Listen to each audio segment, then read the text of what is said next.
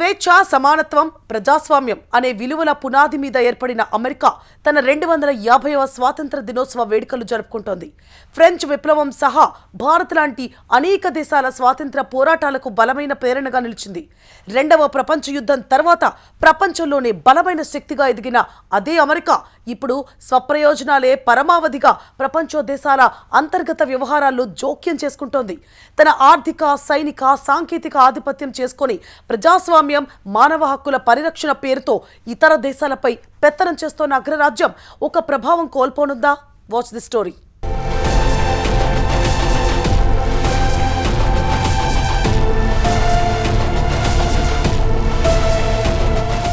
United States of America తన స్వాతంత్ర్యం ప్రకటించుకుని 250 సంవత్సరాలు పూర్తయింది.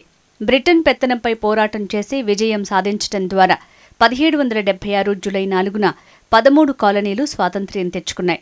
ఉత్తర అమెరికా ఖండం మీద 50 రాష్ట్రాలకు విస్తరించడం ద్వారా బలమైన దేశంగా ఆవిర్భవించింది. రెండో ప్రపంచ యుద్ధం తర్వాత ప్రపంచ జీడీపీలో సగం వాటాతో బలమైన ఆర్థిక వ్యవస్థగా అవతరించింది. 1991లో సోవియట్ యూనియన్ పతనంతో అమెరికాను ఎదిరించే దేశం ఏదీ లేకపోవడంతో ప్రపంచంలో ఏకైక అగ్రరాజ్యంగా రూపుదిద్దుకుంది. అమెరికా ప్రపంచంలోనే అత్యంత శక్తివంతమైన దేశంగా ఎదగటానికి ప్రధాన కారణాలు బలమైన ప్రజాస్వామ్య వ్యవస్థ, భౌగోళిక అనుకూలత, సహజ వనరులు, ఆర్థిక, సైనిక, సాంకేతిక ఆధిపత్యం. వీటన్నింటినీ ఉపయోగించుకుని అమెరికా అగ్రరాజ్యంగా పేరు తెచ్చుకుంది.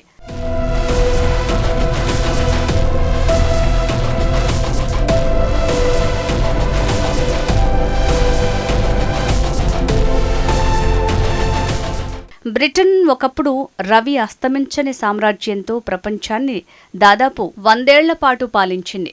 సముద్ర మార్గాల మీద ఆధిపత్యం, విస్తరించిన వలసలతో ప్రపంచాన్ని శాసించింది. భారత్ సహా ప్రపంచవ్యాప్తంగా 65 దేశాల్లో పాలనను ఏర్పాటు చేసుకుంది. ఈ మహా సామ్రాజ్యమే బ్రిటన్కు శాపంగా మారింది. ఆయా దేశాల్లో స్వాతంత్ర్య పోరాటాల కారణంగా సామ్రాజ్యాన్ని కాపాడుకోవటానికి అవసరమైన సైన్యాన్ని నిర్వహించటం ఆర్థికంగా భారమైపోయింది. మొదటి, రెండవ ప్రపంచ యుద్ధాలతో ఆర్థికంగా, సైనికంగా తీవ్రంగా నష్టపోయింది. తనను తాను రక్షించుకోవటానికే అప్పులు చేయాల్సి వచ్చింది. తమ మాతృదేశం బ్రిటన్తో పోలిస్తే అమెరికన్ ఆధిపత్యం ఎందుకు పూర్తి భిన్నం. అమెరికా ఇతర దేశాలను ఆక్రమించి వలసలు స్థాపించలేదు.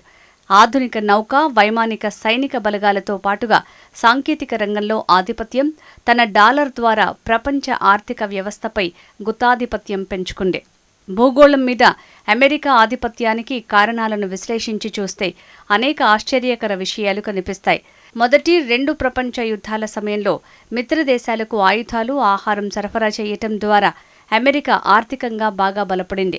రెండవ ప్రపంచ యుద్ధం తర్వాత అమెరికన్ డాలర్ ప్రపంచ అధికారిక కరెన్సీగా మారటం ఆ దేశానికి భారీ అంతర్జాతీయ శక్తినిచ్చింది. యునైటెడ్ స్టేట్స్కి 2 వైపులా అట్లాంటిక్, పసిఫిక్ మహాసముద్రాలు శత్రు దేశాల నుంచి సహజ సిద్ధ రక్షణ కల్పిస్తాయి.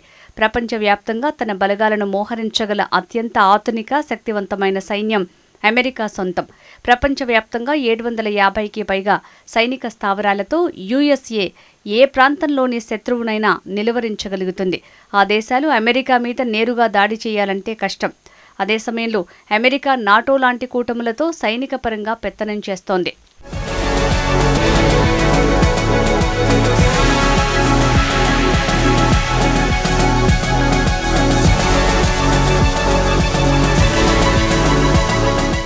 బొగ్గు, చమురు, ఇనుము, సారవంతమైన వ్యవసాయ భూములు దేశ స్వయం సమృద్ధికి, పారిశ్రామికీకరణకు పునాది వేశాయి.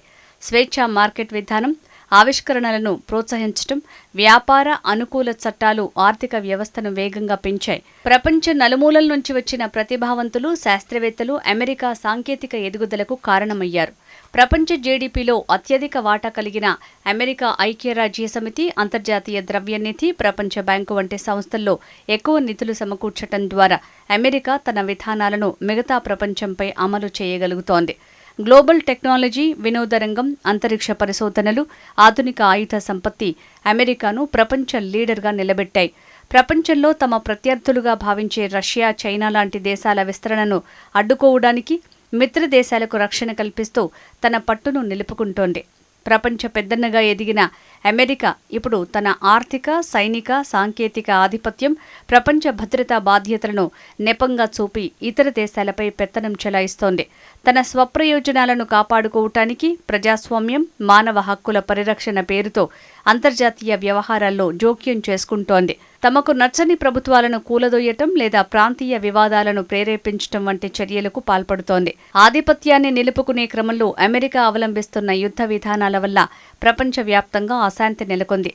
ఇరాన్, ఆఫ్ఘనిస్తాన్ వంటి దేశాల్లో అమెరికా సైనిక జోక్యం వల్ల లక్షలాది మంది ప్రాణాలు కోల్పోయారు.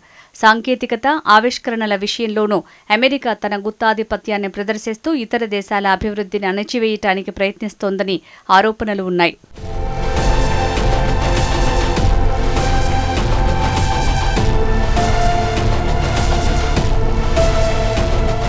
ముఖ్యంగా డొనాల్డ్ ట్రంప్ హయాంలో ప్రతీకార సుంకాలు, వాణిజ్య యుద్ధాల వల్ల ప్రపంచ వాణిజ్యం దెబ్బతిని అభివృద్ధి చెందుతున్న దేశాల ఆర్థిక వ్యవస్థలకు వేల కోట్ల నష్టం వాటిల్లుతోందని అంతర్జాతీయ ఆర్థిక, రాజకీయ విశ్లేషకులు చెబుతున్నారు. ఆయన అనుసరిస్తున్న ఏకపక్ష విధానాలు అమెరికాకు దీర్ఘకాలంలో తీవ్ర నష్టం చేకూరుస్తున్నాయని హెచ్చరిస్తున్నారు.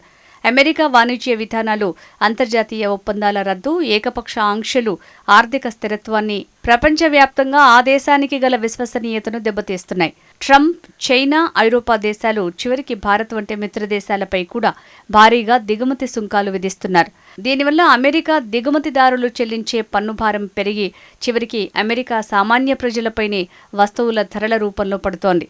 ట్రంప్ యుద్ధకాంక్షతో అంతర్జాతీయంగా చమురు మార్కెట్లను దెబ్బతీసింది. ఒకప్పుడు తిరుగులేని ఏకైక అగ్రరాజ్యంగా నిలిచిన అమెరికా ఇప్పుడు ఇంటా బయట అనేక సవాళ్లను ఎదుర్కొంటోంది. అమెరికా క్రమంగా అప్పుల ఊబిలో చిక్కుకుంటోంది. ప్రభుత్వ అప్పు జీడీపీ కంటే 120% ఎక్కువగా ఉంది. ఇది 200% చేరితే కుప్పకూలిపోతుంది. ప్రపంచ రిజర్వ్ కరెన్సీలో యుఎస్ వాటా 71 నుంచి 59%కే పడిపోయింది. అమెరికన్ డాలర్ ఆధిపత్యానికే బ్రిక్స్ దేశాలు సవాల్ విసురుతున్నాయి. చైనా యువాన్ గట్టి పోటీ ఇస్తోంది. China, Russia, Europe union, Bharat ప్రత్యామ్నాయ రాజకీయ శక్తులుగా బలపడుతున్నాయి. ఆర్టిఫిషియల్ ఇంటెలిజెన్స్, ఫ్యూజన్ ఎనర్జీ, సెమీకండక్టర్లు, అంతరిక్ష పరిశోధనల్లో పోటీ ఎదురవుతోంది. అగ్రరాజ్యం అనుసరిస్తోన్న ఈ ఏకపక్ష విధానం వల్ల బహుళ ధృవ ప్రపంచం ఆవశ్యకత పెరుగుతోంది. అమెరికా ఇప్పటికైనా తన ఆధిపత్యాన్ని వదులుకుని సహకారంతో కూడిన విధానాలను అవలంబించాలని విశ్లేషకులు సూచిస్తున్నారు.